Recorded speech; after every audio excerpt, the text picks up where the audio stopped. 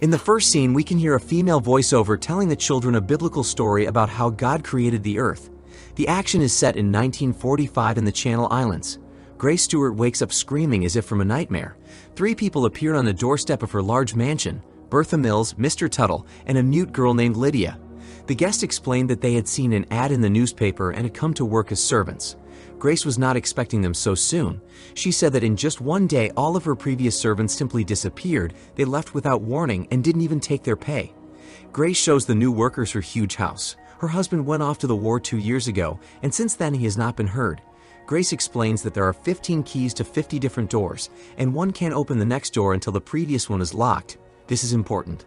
There is also no electricity in the house. Grace gives the impression of a rather tough woman who demands strict discipline. Before introducing the servants to the children, Grace curtains all the windows and then introduces Mrs. Mills and Lydia to her children, daughter Anne and son Nicholas. Grace explains that her children are severely allergic to light and should not be exposed to any brighter light than a candle. Therefore, it is necessary to ensure that the windows are curtained. Mrs. Mills became the new nanny for the children. At breakfast, Anne told her that her mother was crazy. Grace then came into the kitchen and asked Bertha for a couple words. She said that the postman comes on Wednesdays, but this time he didn't. Therefore, the letter with the announcement of the search for servants was never delivered to the editor. Then Mrs. Mills admitted that they had been working in this house for a very long time, when the previous owners still lived here. And now they came in just in case, in the hope that workers are needed here. Grace was even pleased because the servants know the house like the back of their hand. Grace shared that it is very hard for her because of her children's illness, and she has to be in control all the time to deal with it. She also said that sometimes children have weird fantasies and advised Bertha not to take them seriously. Grace is teaching the children on her own. Today they were studying a passage in the Bible in which people refused to deny God and had to pay for it with their lives. Anne and Nicholas considered this as so stupid because you could only say you were denying God and continue to believe in your heart. Then Grace told them about limbo and hell where liars go. Then she told them that the children would study in separate rooms for the next hour without her so as not to be distracted. They were afraid to be apart, for they were afraid of the ghosts they supposedly saw, but Grace was adamant. When Grace was in the hall, after Mrs. Mills had gone into the garden, she heard a child was crying. She thought it was Nicholas, so she rushed to him. And when she was sure her son was all right, she ran to her daughter, but she wasn't crying either. Anne said it was Victor, who had moved here with his mother and pianist father. He doesn't like them in this house and wants them to get out of here. Grace asks her daughter not to fantasize, but she keeps insisting that someone else lives in this house. At one point, Grace is startled to notice that one of the doors is unlocked. She summoned the servants to find out who might have acted so negligently and put the lives of her beloved children in danger. But Lydia has no keys, and Miss Mills was helping Mr. Tuttle in the garden. At dinner, Anne told her brother about Victor and about the ghosts wandering around the house. Then Anne woke Nicholas up in the middle of the night. Victor allegedly kept opening the curtains, no matter how many times she closed them. Soon Nicholas heard a strange voice. He was very frightened, but he was sure it was his sister playing a joke on him. However, as soon as he felt a touch on his cheek, he screamed. Grace ran to the screen. She decided to punish Anne for this behavior by reading the Bible aloud, reminding her that children who lie get into limbo. But Annie insisted that she didn't lie and was not going to apologize for something she didn't do. The punishment had already lasted for 3 days. In conversation with Mrs. Mills, Grace said that she should be next to her daughter now, but it was almost impossible to embroider in the dim light. The priest does not grace them with his presence for quite a long time, even though he knows that the children cannot leave the house. In the last few days, the picture outside the window had become very dreary because of the fog. Left alone, Grace heard strange noises from the second floor. Since all the servants were outside and the children were studying, she was frightened and decided to go to check. Anne confirmed that there were some people in the pantry, and there indeed Grace heard distinct voices and footsteps.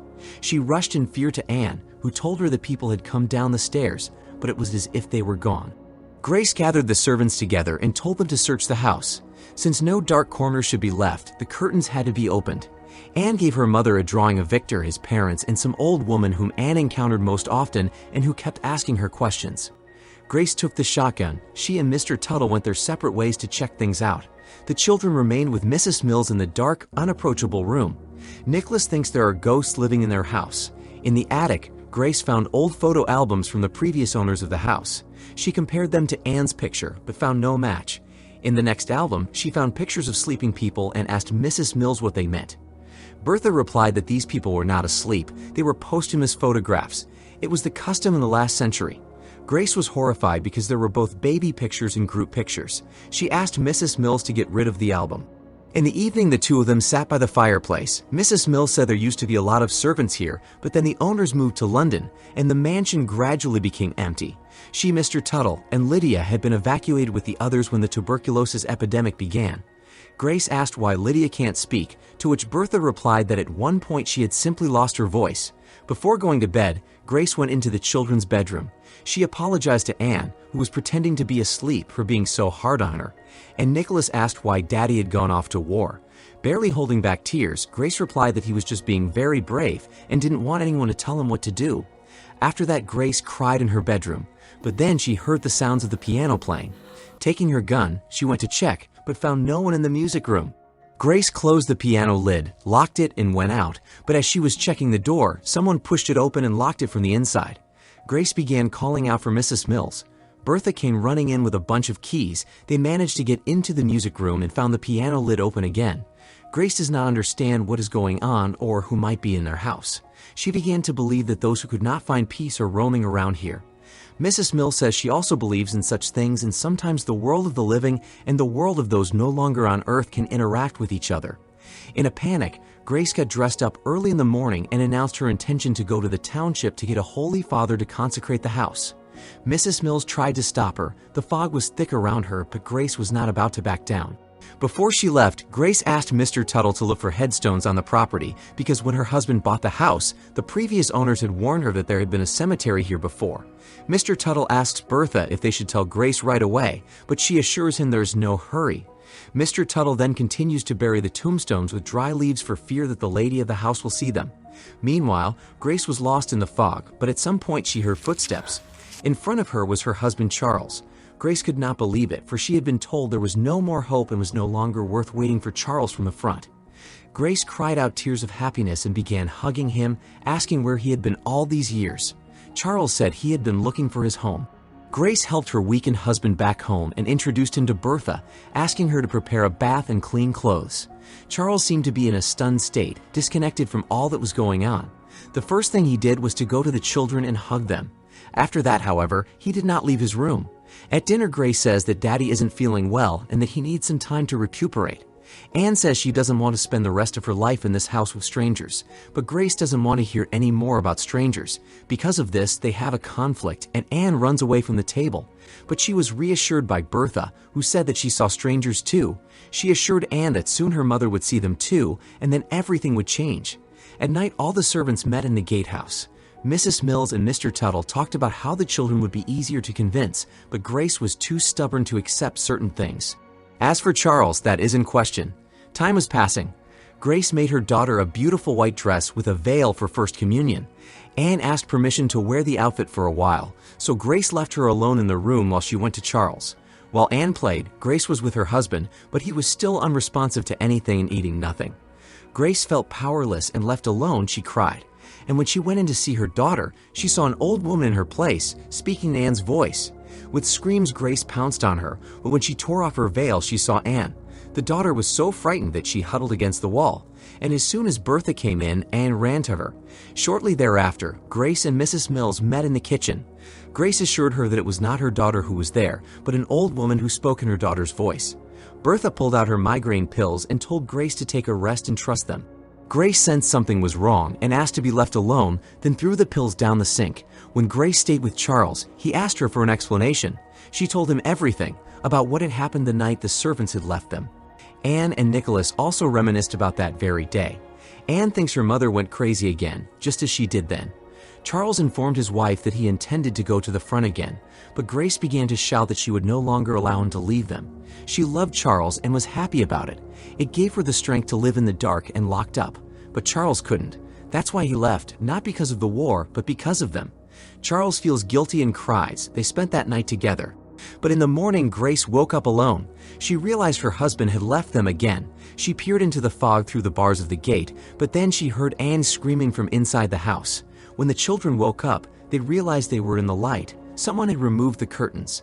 Grace tried to hide the children, but there were no curtains in either room. So Grace closed all the window with a slate board. She had to tell the children that their father was gone. Grace reported what had happened to the maid, but Mrs. Mills assured her that the children need to stop being afraid of the light, since from now on everything had changed. Realizing that these people were not tending to tell her anything, Grace asked them to leave the house. And when Bertha refused to give her back the keychain, Grace pointed a shotgun at her. After all, Mrs. Mills gave her the keys. When they left, Bertha said she'd run out of patience, and they went to remove the leaves and branches from the tombstones. While Grace continued to search the house, Anne decided to climb down the drain pipe through the window to find her father. Nicholas followed her.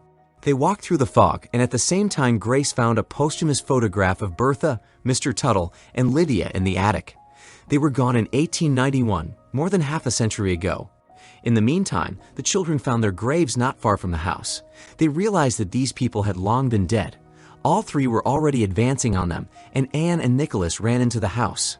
Grace tried to scare the servants away and fired shots, but it was no use. She locked the door and the children ran upstairs. Mr. Tuttle and Bertha told them that it was the others who took down all the curtains in the house. Now they live here and they will all have to learn to coexist together. Grace can't believe in what she heard. Meanwhile, Anne and Nicholas were hiding in a closet, but a blind old woman, who turned out to be a psychic, found them. She called the children after her. Mrs. Mills told Grace that the others had made contact with the children and that she should talk to them too. When Grace went up to the room, she found the couple in the company of the psychic and her assistant. The psychic was talking to the children and asking about what their mother had done to them. And then Anne whispered to her that their mother had lost her mind, took a pillow, and then they couldn't breathe. In desperation, Grace began trying to chase the strangers away and smashing everything around them. These people could not see Grace or her children, but they could see their effect on objects. The wife told her husband that they had to leave tomorrow. Victor was frightened, and he didn't want to live in a house where the mother, in a state of clouded mind, had got rid of her children and then voluntarily departed the life herself. In the next scene, we see Grace hugging her children and remembering how she took a pillow and realized that they were not breathing. Then she pulled out her gun and pointed it at herself, but nothing happened. The next second, she heard her children laughing and decided that God had given her another chance. And now Grace doesn't know where they've gone because it's not limbo or heaven or hell. Mrs. Mills said that Lydia asked her the same question, and she has not uttered a word since. Soon the tenants of the house would leave, but then others would show up. Grace told the children that this was their home and that no one could ever chase them away. The final shots show the viewer as Grace, Anne, and Nicholas watch Victor and his parents leave. The house is for sale.